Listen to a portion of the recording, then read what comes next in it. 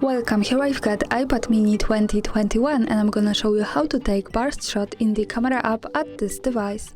So let's start by tapping on camera button to open it, and for now we are on standard photo mode.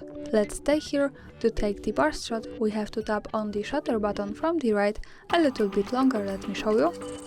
And as you can see here we have the countdown and we can take the series of pictures in a really fast way. So our burst shot, we have also the second way to take it.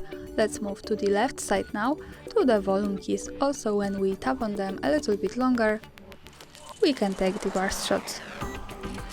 And that's all, thanks for watching, subscribe our channel and leave the thumbs up.